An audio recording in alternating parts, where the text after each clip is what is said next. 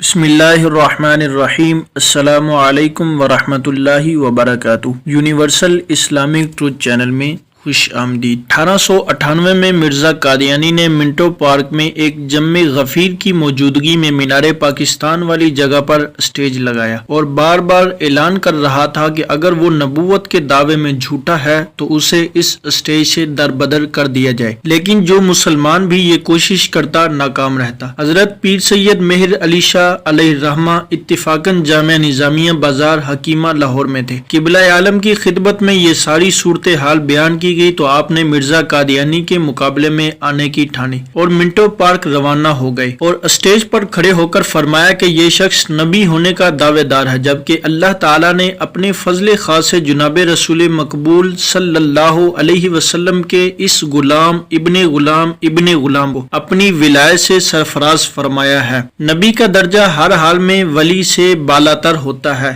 میں اس شخص سے 4 سوال کرتا ہوں، مرزا قادیانی ان سوالات کے جوابات دے اور اپنی صداقت کا ثبوت دے، ورنہ پھر میں اس کی تردید کرنے کی غرض سے بفضل باری تعالیٰ ان سوالات کا جواب دوں گا۔ سوال نمبر 1، مرزا قادیانی حکم دے کہ دریائے راوی اپنا موجودہ رخ تبدیل کر کے فی الفور اس پنڈال کے ساتھ ساتھ بہنا شروع کر دے، یا میں ایسا کر دکھاتا ہوں۔ سوال نمبر 2، ایک نہایت پاک باز کنواری لڑکی کو پنڈال کے نزدیک چوطرفہ پردہ میں رکھ کر مرزا قادیانی دعا کرے کہ بغیر مرد کے اختلاط کے اللہ کریم اس لڑکی کو اسی جگہ پر ایک لڑکا دے جو اس کی نبوت یا میری ولایت کی تصدیق کرے۔ سوال نمبر 3، اپنے لعاب دہن سے باہر کڑوے پانی کے کنویں کو میٹھا کر دے یا پھر میں کر دیتا ہوں۔ سوال نمبر 4، وہ مجھے شیر بن کر کھا جائے یا میں اسے کھا جاتا ہوں۔ حضرت پیر مہر علی شاہ رحمۃ اللہ علیہ کی زبان مبارک سے یہ الفاظ نکل رہے تھے کہ گردن سے شیر کے بال نمودار ہونے لگے، لیکن آپ کے ساتھ کھڑے ایک بزرگ نے فوراً آپ کی گردن مبارک پہ ہاتھ رکھ کر کہا کہ سرکار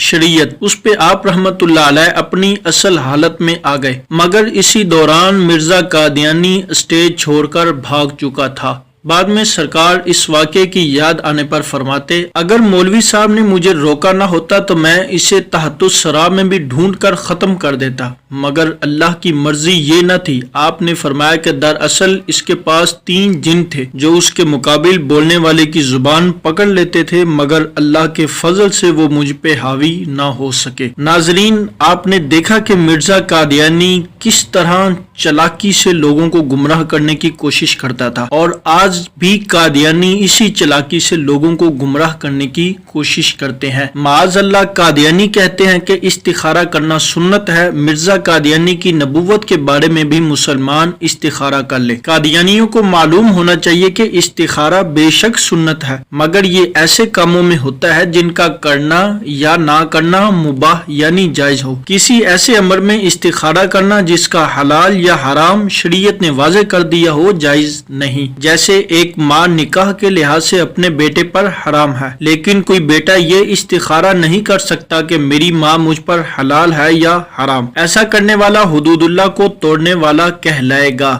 مزید کوئی مسلمان نماز کی فرضیت یا عدم فرضیت پر استخارہ نہیں کر سکتا۔ اسی طرح کوئی مسلمان حضور نبی اکرم صلی اللہ علیہ وسلم کی ختم نبوت پر استخارہ نہیں کر سکتا۔ حضور نبی اکرم صلی اللہ علیہ وسلم آخری نبی ہیں، آپ کے بعد کوئی نبی نہیں۔ جو شخص کسی جھوٹے مدعی نبوت کے لیے استخارہ کرے گا وہ فی الفور دائرہ اسلام سے خارج ہو جائے گا، کیونکہ ایسے شخص کو نبی اکرم صلی اللہ علیہ وسلم کے آخری نبی ہونے پر نعوذ باللہ شک ہے۔ حضور علیہ الصلوۃ والسلام کی ناموس کے بارے میں، آپ کی ختم نبوت کے بارے میں، آپ کی ذات کے لحاظ سے کسی نے بھی شک بھی رکھا تو وہ بھی دائرہ اسلام سے خارج ہو جائے گا۔ مرزا غلام قادیانی جھوٹا دعویٰ کرنے سے پہلے یہ لکھ چکا تھا۔ لکھتا ہے، حضرت صلی اللہ علیہ وسلم نے بار بار فرما دیا تھا کہ میرے بعد کوئی نبی نہیں آئے گا، اور حدیث لا نبی بعدی ایسی مشہور تھی کہ کسی کو اس کی صحت میں کلام نہ تھا، اور قرآن شریف جس کا لفظ قطعی ہے اپنی آیہ کریمہ وَلَٰكِن رسول اللہ و خاتم النبیین سے بھی اس بات کی تصدیق کرتا تھا کہ فی الحقیقت ہمارے نبی صلی اللہ